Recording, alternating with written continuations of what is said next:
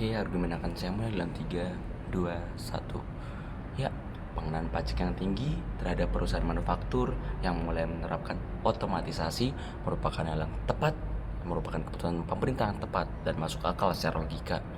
Kenapa? Ya karena otomatisasi sendiri itu artinya merupakan suatu kebijakan dari perusahaan di mana akan mulai meminimalkan penggunaan tenaga manusia yang akan digantikan, ya dicatat, digantikan oleh peran robot, peran tenaga teknologi, peran AI. Bergesernya peran manusia oleh robot, oleh AI ini tentu saja berakibat pada tutupnya banyak sekali lapangan pekerjaan yang awalnya bisa dikerjakan oleh manusia malah digantikan oleh robot. Tutupnya lapangan pekerjaan itu artinya melonjaknya jumlah pengangguran yang ada dalam suatu negara. Hal itulah yang menjadi alasan utama yang tentu saja menjadi alasan yang paling masuk akal yang diambil oleh pemerintah dalam memberikan pajak yang tinggi terhadap perusahaan manufaktur yang mulai menerapkan otomatisasi. Ya, penerapan pajak yang tinggi ini menguntungkan sangat menguntungkan sekali bagi pemerintah maupun warganya. Bagi pemerintah sendiri, pendapatan negara yang bertambah, itu artinya kestabilan ekonomi.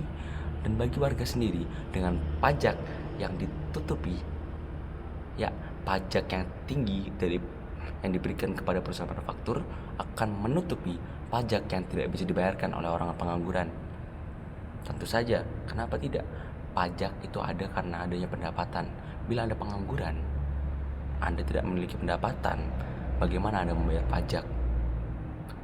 Dengan adanya pajak yang tinggi dari perusahaan manufaktur, itu akan menutupi bolongnya pajak-pajak yang tidak bisa dibayarkan oleh para pengangguran. Ya seperti saya analogikan, otomatisasi adalah seperti ular dan tikus. Ketika Anda melihat ada ular di sawah, Anda membasmi mereka. Padahal mereka tidak menyerang Anda, mereka tidak merugikan tanaman Anda. Tetapi pembasmian ular itu malah akan memiliki dampak yang sangat buruk bagi tanaman Anda. Kenapa? Berkurangnya jumlah ular itu artinya melonjaknya tikus di sawah. Analogi ini memberikan kita pengertian bahwa memberikan otomatisasi, memberdayakan otomatisasi itu artinya membunuh lapangan pekerjaan yang ada dalam suatu perusahaan, dalam suatu negara. Ya, dibunuhnya lapangan pekerjaan itu berarti meningkatnya jumlah kuantitas dari pengangguran yang ada dalam suatu negara. Melonjaknya jumlah itu tentu saja akan berdampak buruk. Ya ini seperti yang saya katakan sebelumnya berhubungan dengan pajak, ya menurunnya pendapatan yang didapat oleh negara berdasar atas pajak yang diberikan oleh warga. Ya, singkatnya adalah seperti itu. Maka kesimpulan yang dapat kita